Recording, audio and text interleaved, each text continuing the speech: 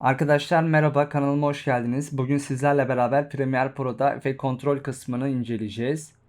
Videoya geçmeden önce kanalıma abone olup like atarsanız beni desteklemiş olursunuz. Şimdi dilerseniz lafı fazla uzatmadan videoya geçelim.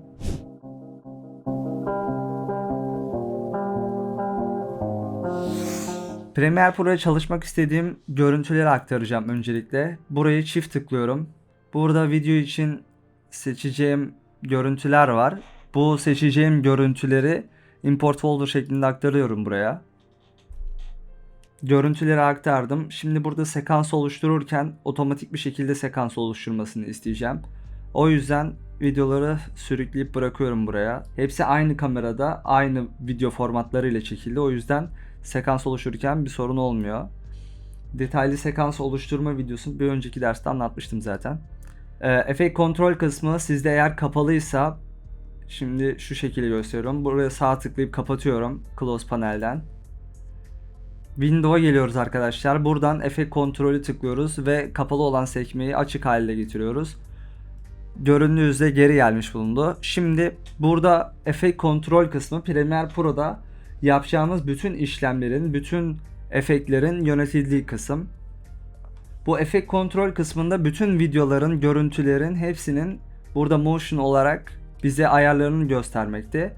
Burası X ekseni, burası Y ekseni temsil ediyor arkadaşlar. Bunu biz bu şekilde hareket ettirdiğimizde X ekseninde hareket etmiş oluyor videomuz. Bu tarafı hareket ettirdiğimizde de Y ekseninde hareket etmiş oluyor. Bu scale kısmında bu da videonun ölçek kısmını temsil ediyor arkadaşlar. Burada 100 videonun normal çekildiği ölçeğinden bahsediyor. Ben bunu küçültebilirim. İstesem büyütebilirim. Zoom da girebilirim bu şekilde. Burayı tıklayıp videonun eski orijinal haline geri dönebiliyoruz. Burada rotasyon var arkadaşlar. Rotasyon bunu döndürme olayı, bu çekilen görüntüyü. Bu şekilde işte 180 derece döndürebilirim. Bu şekilde eksi açılarda da döndürebilirim. Bu şekilde videonun bu rotasyon kısmı.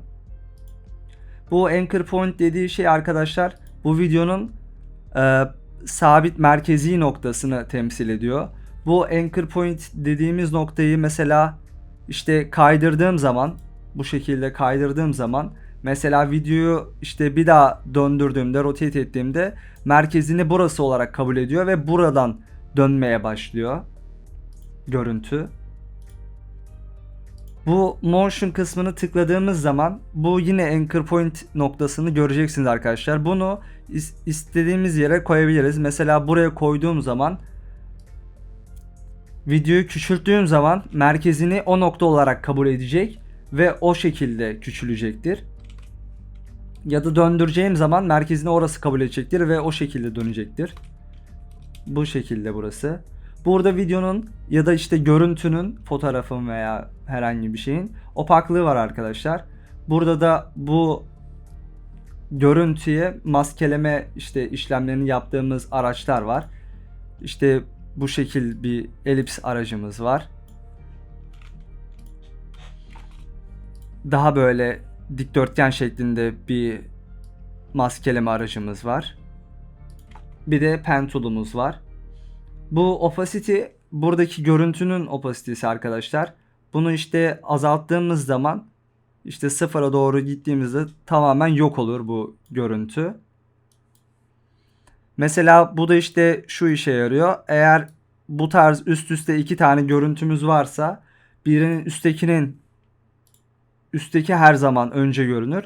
Üsttekinin opasitesini mesela 50'ye düşürdüğümüz zaman bu şekilde görüntüler, iki görüntü iç içe geçmiş bir şekilde görünüyor. Böyle de görüneceği üzere.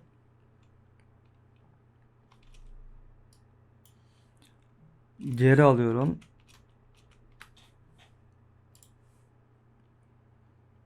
Burada blend mod var arkadaşlar. Bu karışım modu. Burası mesela şu an normal modda.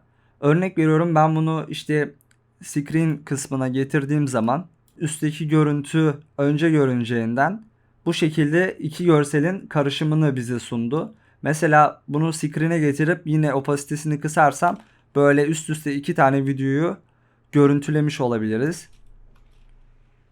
Bunlar video için olan efekt kontrol kısmı. Burası da ses için audio olan efekt kontrol kısmı. Burada volüme geldiğimiz zaman burada sesin seviyesini ayarlayabiliriz. Açıp kısabiliriz. Burada balans kısmı var. Bu balans kısmı da bu stereo olan sesin sağdan veya soldan geleceğini ayarladığımız kısım. Sağ kulaklıktan gelebilir ya da 10 eksi 10 yaptığımız zaman işte sol kulaklıktan gelebilir. Bu şekilde sesi panlayabiliriz orada. Onun dışında bu efekt kontrol kısmında bu attığımız bütün efektler burada görünür.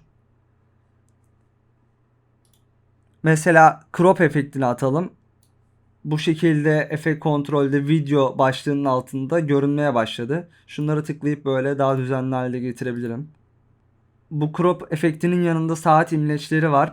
Bunları tıklayıp videonun istediğim noktalarına keyframe atayabilirim. Bu keyframe olayını ayrı bir videoda işlemeyi düşünüyorum.